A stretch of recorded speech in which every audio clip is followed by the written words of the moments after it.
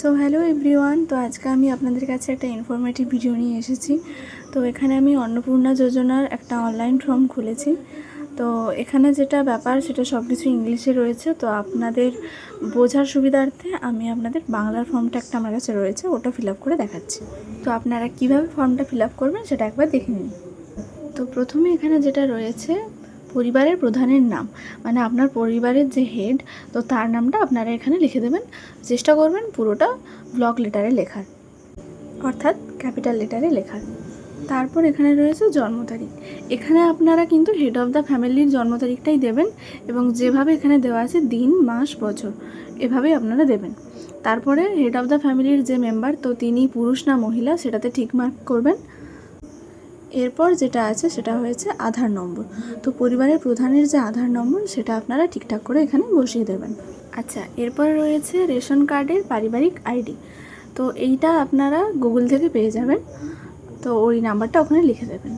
তো এরপর যেটা রয়েছে পরিবারের সদস্য সংখ্যা। তো আপনার পরিবারে যতজন আছেন, 4 জন হোক, 5 জন, 6 জন, যতজন সদস্য সেই নাম্বারটা শুধু ওখানে লিখে দেবেন। তারপরে আছে ঠিকানা। তো ঠিকানাটা আপনারা কি দেবেন, আপনাদের আধার কার্ডে যে ঠিকানাটা লেখা আছে আপনার পরিবারের হেডের, তো ওই সেম ঠিকানাটা যেমনভাবে লেখা রয়েছে এখানে সেম টু সেম সেই ঠিকানাটা লিখে দেবেন। আর যোগাযোগ নাম্বারটাও হেড অফ দ্য ফ্যামিলির নাম্বারটা দেবেন। তো এরপরে এই জায়গাটা একটু বুঝতে মানুষের প্রবলেম হয়, সেটা হচ্ছে ওপরে পরিবারের প্রধান লেখা রয়েছে, তো ওখানে ওনার ডিটেলস আর দেওয়ার কোনো দরকার নেই, কারণ ওপরে আমরা অলরেডি দিয়ে রেখেছি। তো সদস্য 1 মানে হচ্ছে যে পরিবারের হেডের পরে আপনার ফ্যামিলির যে সদস্য আছে, অর্থাৎ তার স্ত্রী, মানে ধরুন যে অন্নপূর্ণা ভাণ্ডার পাবেন, তো তার নামটা এখানে প্রথমে লিখবেন। তো এখানে আমি লিখে দিয়েছি প্রধান ছাড়া, মানে প্রধান বাদে বাকি প্রত্যেকের ডিটেলস এখানে দেবেন। যেমন প্রথমে রয়েছে নাম, জন্ম তারিখ, লিঙ্গ, তিনি পুরুষ না মহিলা, আর পরিবারের প্রধানের সঙ্গে তার সম্পর্ক, অর্থাৎ পরিবারের প্রধান তার কে হয় সেটা লিখতে। যদি এখানে স্বামী হয় তো স্বামী হবে। দ্বিতীয় সদস্য যদি সে হচ্ছে মানে পরিবারের প্রধানের ছেলে বা মেয়ে হয় তো তেমন, মানে বাবা লিখবে, এমনভাবেই চলবে। তো এরপর আসি খুব গুরুত্বপূর্ণ একটা জায়গা। এখানে প্রত্যেকের ব্যাংক ডিটেলসটা আপনারা ফিল করবেন, খুব সাবধানতা সহকারে এটা করবেন।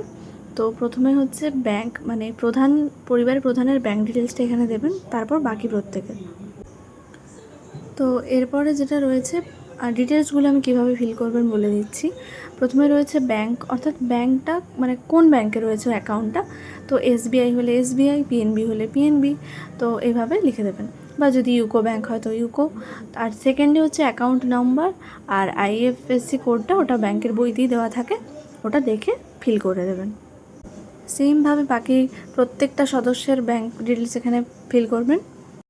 আচ্ছা, চলুন এর পরের পেজে যাওয়া যাক। এখানে রয়েছে ভোটার কার্ডের এপিক নম্বর এবং বিধানসভার ক্ষেত্র ও অংশ। তো এটা আপনারা কোথায় পাবেন, আপনার ভোটার কার্ডের যে নম্বর সেটা প্রথমে দেবেন, এপিক নম্বর মানে ওটাই বোঝাতে চাইছে। আর ক্ষেত্র অংশ নম্বর এটা আপনারা ভোট দেওয়ার সময় আপনাদের যে একটা কাগজ দেওয়া হয়েছিল ওখানে আপনারা বিধানসভার আর অংশ নম্বরটা পেয়ে যাবেন। তো সেমভাবে প্রথমে হেড অফ দ্য ফ্যামিলির, তারপর বাকি সদস্যদের ডিটেলসগুলো ফিল করবেন। আচ্ছা, তো এরপর আসছে কাস্ট, অর্থাৎ আপনি যদি এসসি, এসটি, ওবিসি বা ইউআর, ইডাব্লিউএস, তো এগুলোর মধ্যে যদি আপনি হন তো সেটার সামনে টিক চিহ্ন মারবেন বক্সে। আর যদি না হয়ে থাকেন, অর্থাৎ জেনারেল হন, তো দরকার নেই টিক চিহ্ন দেওয়ার। এরপরে রয়েছে আপনার ডিজিটাল রেশন কার্ড আছে না নেই। তো হ্যাঁ হলে হ্যাঁ, না হলে না।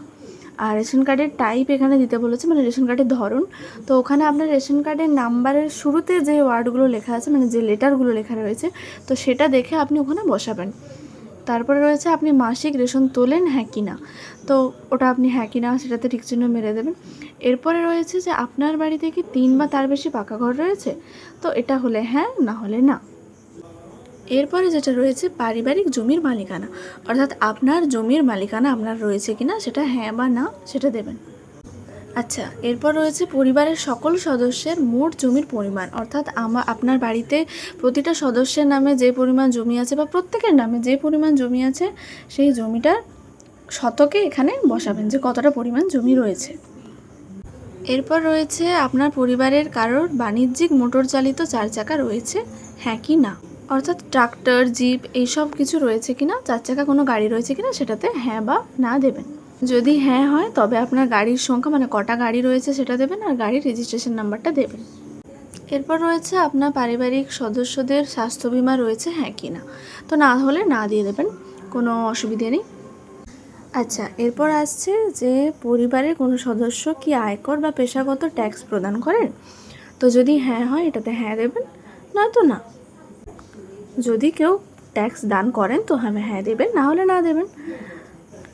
নেক্সট যেটা রয়েছে, তো পরিবারের সদস্যদের প্যান কার্ড রয়েছে হ্যাঁ কি না, তো যদি হ্যাঁ হয়, যাদের নামের সাথে হ্যাঁ আছে তো তাদেরটা হ্যাঁ দেবেন। তো এরপরে হেড অফ দ্য ফ্যামিলির নাম প্রথমে দেবেন, তার প্যান নম্বর দেবেন, তারপরে সদস্য এক যার প্যান কার্ড থাকবে তো তার নাম দেবেন, তারপরে প্যান নাম্বারটা দেবেন। বোঝাতে পারছি? কোনো প্রবলেম হলে কমেন্টে লিখবেন। চলুন নেক্সট পেজে যাওয়া যাক। নেক্সট পেজে রয়েছে কর্মসংস্থানের ধরন। তো আপনার পরিবারের প্রধান তিনি কোন ধরনের কাজের সঙ্গে যুক্ত, অর্থাৎ তিনি কী কাজ করেন, সেটা এখানে যে অপশানগুলো আছে এর মধ্যে যেটা ঠিক হবে তো সেটা ঠিক চিহ্ন দেবেন। সরকারি, বেসরকারি, তারপরে রয়েছে ব্যবসায়ী, মালিক, পার্ট টাইম কোনো কাজ করেন কি না, যদি শিল্পী, কারিগর, কৃষক হন তো ওখানে দেবেন, পরিযায়ী শ্রমিক হলে পরিযায়ী, বেকার হলে বেকার, তো এমনই। তো এরপরও সেমভাবে বাকিদেরগুলো ফিল আপ করবেন, কারণ ওনারাও যদি কোনো কাজের সঙ্গে যুক্ত থাকেন তো সেটা দেবেন, আর যদি বেকার হয় তো বেকার দেবেন। এরপরে রয়েছে পরিবারের শিক্ষিত প্রাপ্তবয়স্ক সদস্যদের সংখ্যা এবং অশিক্ষিত। তো প্রথমে আপনাদের পরিবারে কতজন শিক্ষিত এবং কতজন অশিক্ষিত সেটা দেবেন। তো পরিবারের প্রধান শিক্ষিত না অশিক্ষিত সেটা দেবেন, আর সর্বোচ্চ শিক্ষাগত যোগ্যতা যদি 12 পাস হন তো 12 পাস, যদি কলেজ পাস হন তো গ্র্যাজুয়েট যেমন হবে তো সেটা দিয়ে দেবেন। এরপরে সেমভাবে সদস্য 1, সদস্য 2 এভাবে আপনারা ফিল করে দেবেন। আশা করছি বুঝতে পেরে গেছেন। তো এরপরে যাচ্ছি নেক্সট পেজে। এখানে রয়েছে কোনো সদস্য কি সাংবিধানিক কাজের সঙ্গে যুক্ত, তো অর্থাৎ যদি উনি পৌরসভায় বা পঞ্চায়েতে কোনো মানে কর্মরত হয়ে থাকেন তো তবে ওটা দেবেন, আর যদি না হয় তো না। এরপরে আপনার পরিবারে কেউ পেনশন পান কি না সেটা দেবেন, হ্যাঁ হলে হ্যাঁ, না হলে না। নেক্সট হচ্ছে জিএসটির আওতায় পড়েন কি না, হ্যাঁ কি হ্যাঁ, না তো না। নেক্সট রয়েছে আপনাদের বছরে ইনকাম, তো বছরে আয় কত সেটা আপনারা অঙ্কে এখানে লিখে দেবেন, সংখ্যায় লিখবেন। আচ্ছা, এরপর রয়েছে সিএ এর আবেদন করা হয়েছে কি করেননি তো সেটা আপনারা দেবেন। বেশিরভাগ এখানে প্রযোজ্য নয়, এটাই দেবেন আমার যেটা মনে হয়। তো হেড অফ দ্য ফ্যামিলি, সদস্য 1, সদস্য 2 সেমভাবে ফিল করবেন। এরপরে রয়েছে যে কোনো ধরনের ক্রেডিট কার্ড রয়েছে কিনা কারোর, তো পরিবারের প্রধানের যদি ক্রেডিট কার্ড থাকে তার নম্বর, আইডি সংখ্যা, যে তারিখে ইস্যু করা হয়েছে, আর বাকিদেরও দেবেন। যদি না থাকে কিছুই লেখা দরকার নেই, ফর্মটা ফাঁকা রেখে দেবেন। এরপরে রয়েছে এসআইআর এর নাম রয়েছে কি না, তো প্রযোজ্য নয় দিয়ে দেবেন আপনারা। আচ্ছা, এরপর আসছি পরিবারের শিশু সদস্যদের মানে কোন ক্লাসে পড়ে, বিদ্যালয়ের নাম, ধরন মানে সরকারি না বেসরকারি, এগুলো আপনারা ফিল করে দেবেন। তো এরপরে যদি আপনার ফ্যামিলিতে কোনো বেবি মেম্বার থেকে থাকে তো তার যদি টিকাকরণ হয়ে থাকে তো ওখানে টিকাকরণটা সম্পূর্ণ হয়েছে বলে ওটাতে টিক চিহ্ন দিয়ে দেবেন, আর যদি না হয়ে থাকে তো না দেবেন। তো এরপর এখানে বলছে যে ডিবিটির মাধ্যমে আপনার পরিবারের কেউ কোনো সরকারি প্রকল্পের সুবিধা পান কি না, তো যদি হ্যাঁ হয় হ্যাঁ, এখানে পরিবারের প্রধানের কথা বলা হয়েছে তো উনি পান কি না সেটা দেবেন। ধরুন পিএম কিষাণ যোজনা, তো ওটা যদি পায় তো ওরকম ধরনের আপনারা লিখে দেবেন। সেমভাবে বাকিদেরগুলো ফিল করবেন। আশা করছি কোনো সমস্যা হওয়ার কথা নয়। তো আমরা একেবারে শেষ পেজে চলে এসেছি। তো এখানে বলেছে যে আমি এই মর্মে ঘোষণা করছি যে উপরে প্রদত্ত তথ্য আমার জ্ঞান ও বিশ্বাস অনুযায়ী সত্য, মানে আপনি আপনার জ্ঞান থেকে এই ফর্মটা ফিল আপ করেছেন এবং সব কিছু সঠিক। তো এখানে আপনারা সম্মততে টিক চিহ্ন মেরে দেবেন। আর এরপরে এখানে স্বাক্ষর রয়েছে, তো এখানে আপনার ফ্যামিলির মানে আপনার যিনি পাবেন অন্নপূর্ণা ভাণ্ডার তো তার সাইনটা এখানে দিয়ে দেবেন। বাকি এখানে কিছু ফিল আপ করার দরকার নেই। বাকি এখানে এগুলো যেগুলো আপনারা জমা দিতে যাবেন পৌরসভা বা পঞ্চায়েতে তো ওনারা ফিল আপ করে দেবেন, এগুলো অফিসিয়াল কাজ। ঠিক আছে, তো আশা করছি বুঝতে কোনো অসুবিধা হয়নি। যদি কোনো অসুবিধা হয়ে থাকে তো আমাকে অবশ্যই কমেন্টে জানাবেন। Thank you. তো যারা এখনও আমাকে ফলো করেনি তারা আমার চ্যানেলটা ফলো করে দাও, আর এই ভিডিওটা অনেক শেয়ার করে দাও। টাটা।